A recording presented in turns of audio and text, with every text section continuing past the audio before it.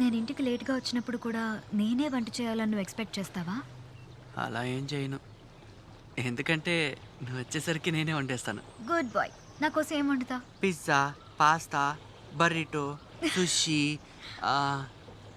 ఇవన్నీ నాకు ఇష్టమని నీకెలా తెలుసు? నీ సిటీ కలిసి ఇవేగా తినేది. నీ కామెంట్స్ అన్ని వీటి గురించేగా ఇన్స్టాగ్రామ్లో. ఒక్కరన్నా పులిహోర, జొన్న రొట్టె, రాగి సంగటి ఇలాంటి వాటి గురించి పోస్టులు పెడతారా? నువ్వు అచ్చం మా నాయనమ్మలా మాట్లాడుతున్నావు. నేను సిక్ అయినప్పుడు నువ్వేం చేస్తావు? ఏ నుంచి జెడ్ వరకు కరెక్ట్గా చెప్పు, నువ్వు నా కోసం ఏమేం చేస్తావో. ఓకే, నేను నిన్ను అసలు ఏ పనులు చేయనివ్వను. నేను నీకోసం బ్రేక్ఫాస్ట్ చేస్తాను, కాఫీ పెడతాను, నేను నీకు స్నానం చేయించి ఓరైందా నేనే నీకు స్నానం చేయించి తల తుడిచి జడేస్తాను. ఆ 3 రోజులు నీకు మూడ్ స్వింగ్స్ ఉంటాయని నాకు తెలుసు. ఎస్పెషల్లీ ఆ 3 రోజులు నేను జాగ్రత్తగా చూసుకుంటా. కొంచెం కూడా మూడ్ స్వింగ్ రానివ్వను. మా ఆఫీస్ కూడా లీవ్ పెట్టేస్తా. ఒక్క మాటలో నేను నిన్ను ఏ ఒక్క పని కూడా చేయనివ్వను.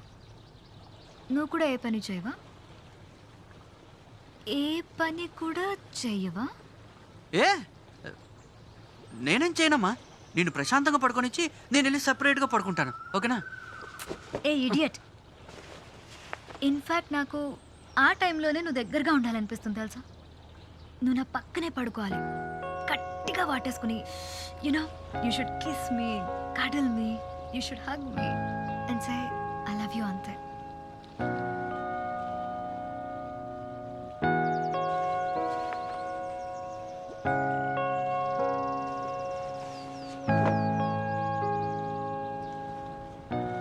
నువ్వు నన్ను 3 రోజులు దూరంగా పెడితే మిగిలిన నెలంతా నేను నిన్ను దూరంగా పెడతాను. అమ్మో అలా చేయొచ్చా? నాకు అది ఊహించుకోవడం కూడా ఇష్టం లేదు.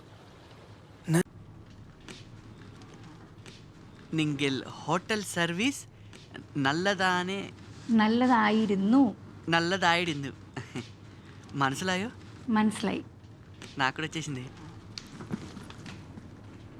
బిల్లేమో ఇంత వచ్చింది. హనీమూన్లో ఏం జరగలేదు. ఏమన్నా? అది కాదు, అంటే ఇక్కడ ఓకే, నీకు జర్నీ చేయాలనిపిస్తేనే వెళ్దాం, లేదంటే ఇంకొన్ని రోజులు ఇక్కడే ఉందాం. Actually you are right. This place is so nice. ఇంకా ఇంకొన్ని రోజులు ఇక్కడే ఉందామా? ఉందామా? Don't worry, I was just kidding. చూడు, అమ్మ వాళ్ళని చూసి కూడా చాలా రోజులు అయిపోయింది. వెల్కో కదా, అదే నేను అనుకుంటున్నా. ఆ అమ్మ మీద నాకు కూడా బెంగగా ఉంది. నువ్వు పెద్ద పిసినారివి.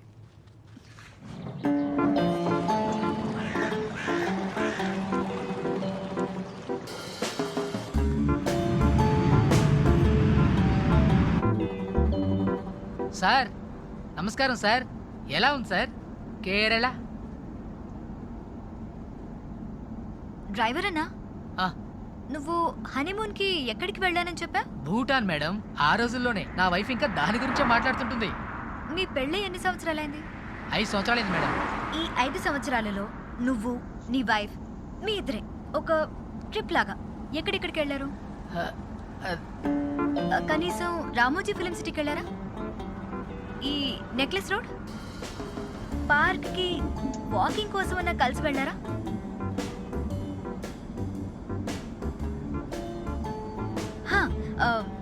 యువర్ ఫ్రెండ్, అదే ట్రావెల్ గైడ్, అతని దగ్గరికి వెళ్దాం first.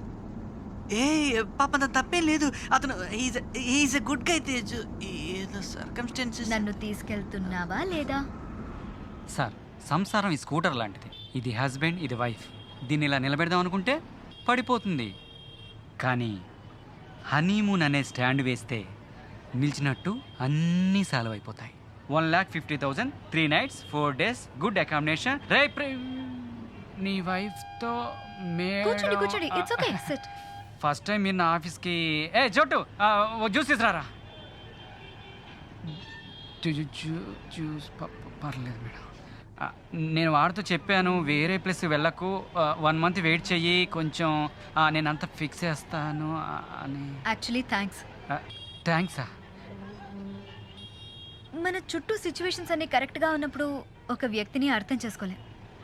Only when you put in a bad situation, right, a difficult situation, that's when you understand a person better.